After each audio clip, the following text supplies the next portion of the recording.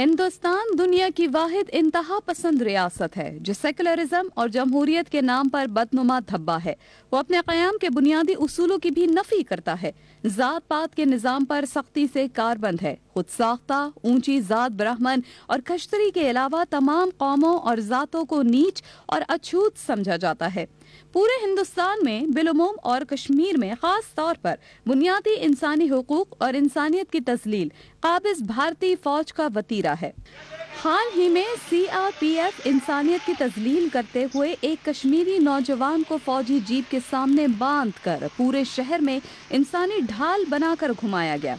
बुज़दिल काबिज भारतीय ऐलान कर रहे थे पत्थरबाजों का यही अंजाम होगा। इंसानियत की इस तस्लील पर भारतीय मीडिया और सियासतदानों को तो सांप सूंघ गया और एक भारतीय फौजी ऑफिसर पाकिस्तान पर इस शर्मनाक इक़दाम का इल्जाम लगाने लगा। What army vehicle being shown, it needs to be investigated. It's a matter of investigation.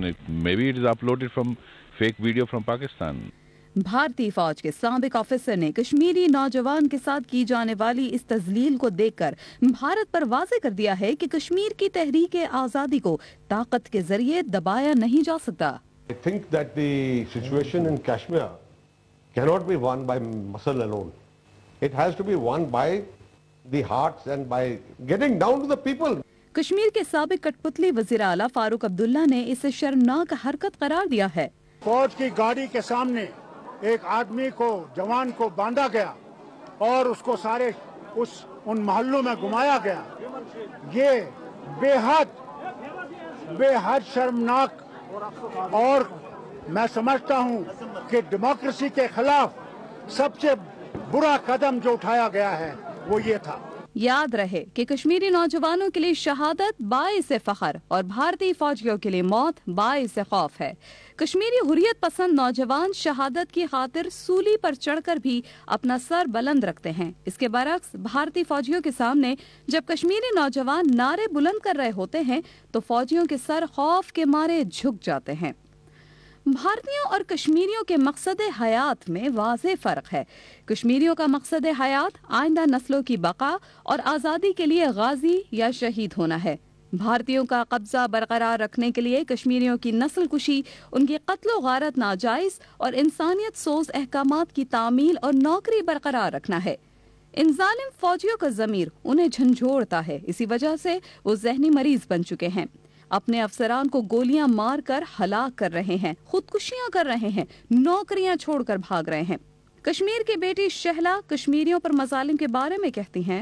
इस कैंपस में 28 और 29 तारीख को RSS एक सेमिनार करवा रहा है 2 दिन का। किस चीज पर? कश्मीर के मुद्दे पर। क्यों करवा रहा है?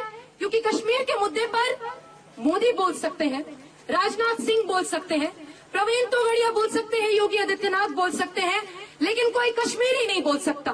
जब कोई कश्मीरी कश्मीर के बारे में बोल दे, उसका जुबान काट दो, उसको जेल में डाल दो, उसको फेक एनकाउंटर में मार दो। अगर कोई कश्मीर पर बात कर सकता है वो कौन है? RSS।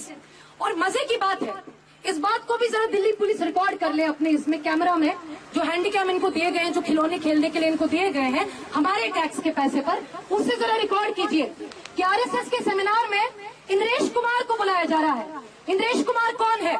इंद्रेश कुमार समझौता ब्लास्ट अक्यूज है। काबिज भारतीय फौजियों की कश्मीर में इंसानियत के खिलाफ जंगी जराइम की फहरिस्त बहुत तवील है। इंतहा पसंद गाय के ज़बाह करने पर मुसलमानों को शहीद कर देते हैं। बुजुर्गों, औरतों, बच्चों को शदीद तशद्दुद और तजलील का निशाना बनाया जाता है। RSS के गुंडे नाम नेहाद असम्बली में कश्मीरी मेंबरान पर गाय ज़बाह करने पर हमला कर देते हैं। मासूम बच्चे और औरतें उनका खास निशाना है। और तो और ये शहीद नौजवानों की पाक मैयतों पर भी खंजरों के वार करके अपनी बर्बरियत को तस्कीन देते हैं। जबकि कश्मीरी कौम अपने यकीन कामिल और जज्बा आज़ादी से सरशार हर किस्म की कुर्बानी दे रही है और आज़ादी के लिए किसी भी हद तक जाने को तैयार है। इंशाअल्लाह अनथक और तवील जिद्दोजहद के बाद आज़ादी का सूरज तुलू होने वाला है। वो मौत के मुंह में बैठकर भी अपना सर फख्र से बुलंद रखते हैं। उनके बुजुर्ग उन्हें एक ही दर्स देते हैं, हम क्या चाहते? आज़ादी।